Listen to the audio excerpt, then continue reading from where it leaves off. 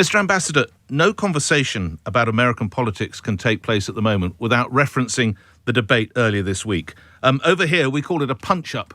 You called it a slugfest. What did you make of it? Well, I think it's deservedly received the reputation as the worst presidential debate in history since this began in 1960 between Kennedy and Nixon. It was hardly a debate at all. And not much of an advertisement for free speech in a democratic society. The consequences of the debate, I think, though, are likely to be limited. I think it represents a missed opportunity for Trump to try and make his case more effectively. But Biden dodged a big trap. He was able to perform and I think disprove the Trump notion that he was not mentally fit to hold the office. So in that sense, I think Biden comes out modestly ahead. But it was really awful to watch. Does that mean Mr. Biden has secured your vote, Mr. Ambassador? No, I'm not going to vote for Trump, obviously, but I'm not going to vote for Biden either for different reasons. I'm going to be unhappy with the outcome of this election either way. I'm going to write in the name of another person, a conservative Republican, yet to be determined. Who might it be? Well, I've been thinking of Ronald Reagan if he's available. Okay, that leads me neatly into your book. You really were in the room where it happened. You're closer to US politics than I. Have you ever known one of these debates end with the question, effectively, will you respect the mandate come the election? Well, that was probably the most troubling aspect of what happened on Tuesday night. I think any president running for re-election is entitled to obviously campaign to boost his own candidacy. And he's certainly entitled to say, we want elections that are truly reflections of what the people actually voted. But I think Trump, by calling into question the integrity of the election process and by leaving it open to doubt exactly what he would do after November the 3rd, I think this really is very damaging to public faith in our institutions. And it's something I think more Republican office holders have to speak out about. It's just not acceptable from a president. Well, that's interesting, Mr. Ambassador, because if I take you back some years to Tallahassee in December the year 2000, weren't you the experienced lawyer who burst into the room saying, I'm with the Bush-Cheney team, I'm here to stop the count? You're equally a disruptor, aren't you, Mr. Ambassador? I think every candidate has a right to contest an election if he thinks that it's within the legal remit of the state involved, and that's what we were doing in Florida. It was actually Democratic candidate Al Gore who had challenged the certified outcome in Florida. I was in Florida 31 wonderful days in 2000 fighting that recount battle. But I think it was done within the rules, and I think that's legitimate. I think that's open to Trump just as it is to anybody. What's not open to Trump or Biden or anybody is, as a matter of his own policy, to try to ensure that we don't get a really fair count within the meaning of the law. And that's what I was worried about with what Trump said on Tuesday. And he said other things in the weeks before that were troubling, too. Were you a disruptor back then, Mr. Ambassador? I don't know. I was coming to bring word to the election officials in Tallahassee that the United States Supreme Court had issued a decision that basically said, stop any recount until we make our decision. Those were different days for the Republican Party. How much damage has Donald Trump done to the party? Well, I think he's done damage to the party and I think to the United States at home and abroad. But I believe very strongly that the damage can be corrected. I think actually corrected very quickly. I'm more worried if he gets a second term that the damage he does will be irreparable and would constitute a threat to the Republic, which is why, for the first time in my adult life, I'm not going to vote for the Republican nominee for president. Where might that damage be most seen, Ambassador?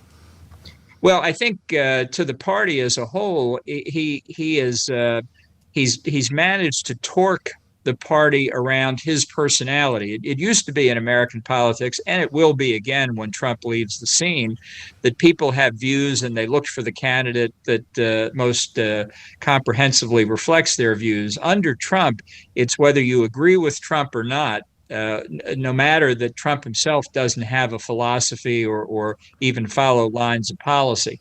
I think that's very disturbing, and that needs to be corrected as soon as the result of the election is known if he loses.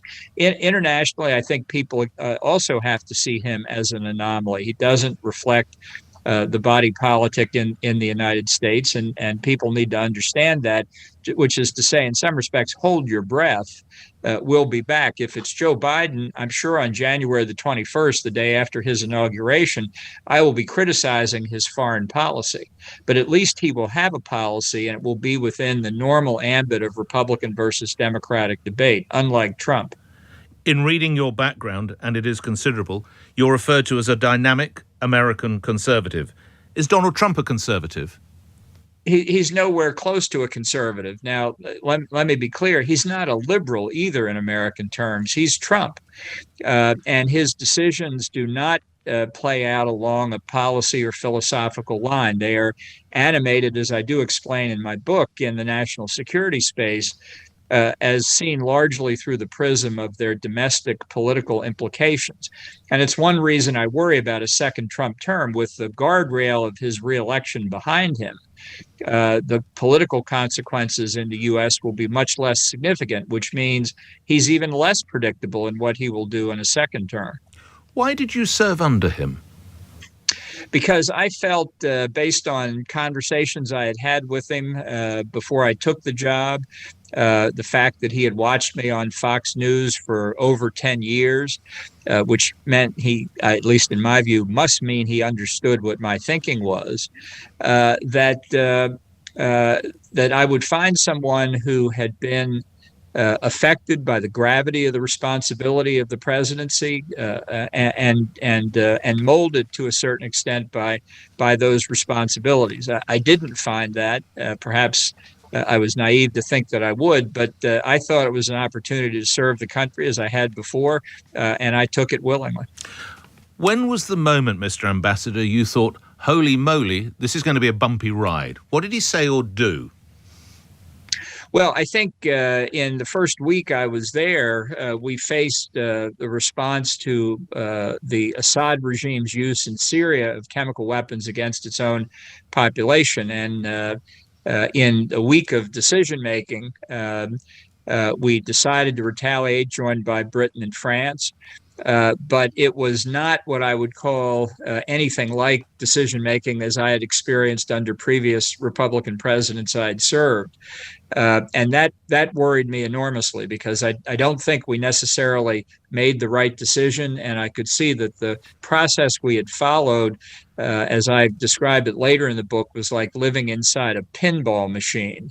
So it was very troubling, even after my first week, as to what might lie ahead. Is he naive, dumb, or a bit of both? I think he has a certain low cunning.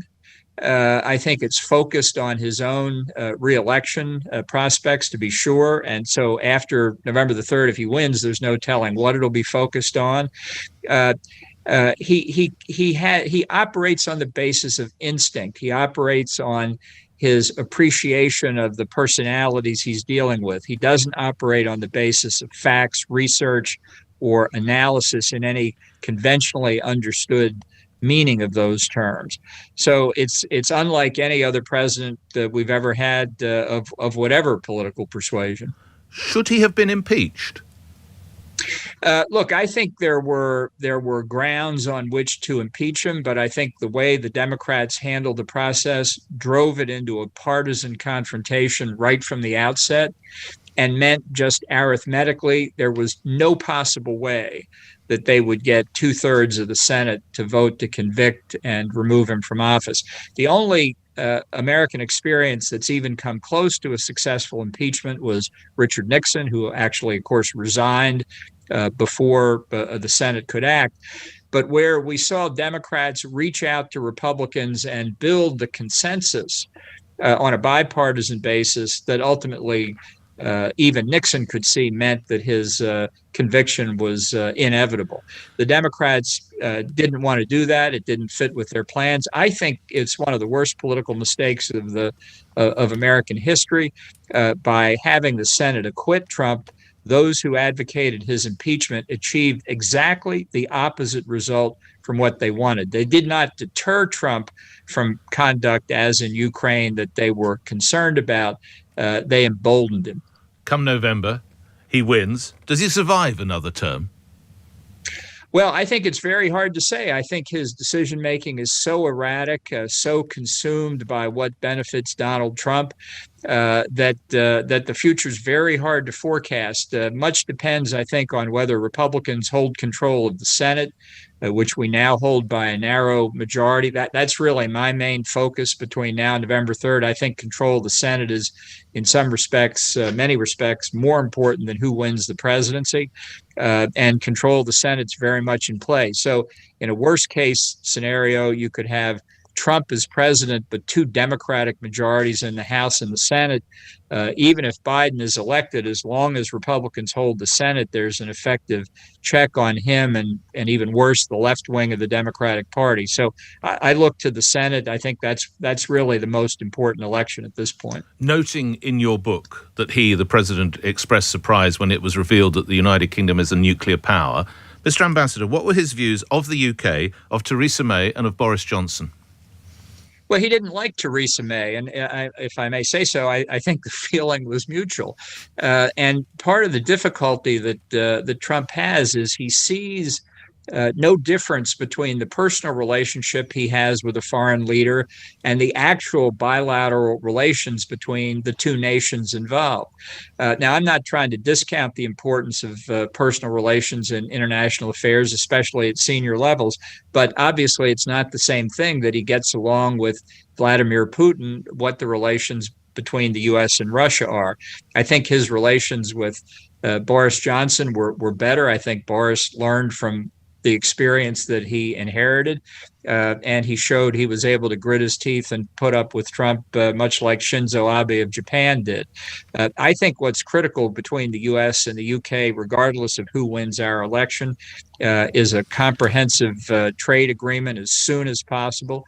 I think that's obviously important for Britain as you exit the European Union, but I think it's very important for the United States, too. That, to me, right now is the top priority. Do you see any of the Trump playbook in how Boris Johnson behaves or performs, Mr. Ambassador?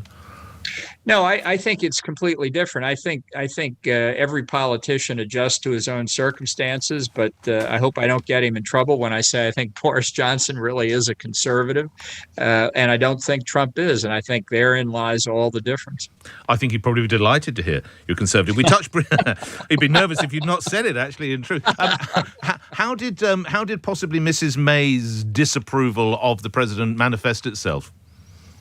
Well, look, I don't fault her side of the relationship. I think Trump has trouble with powerful women leaders, which is not to say he doesn't have trouble with powerful male leaders of democracies as well. But I think when I came in April of 2018, the relationship was obviously not in good shape, and it didn't change very much during the remainder of Prime Minister May's tenure.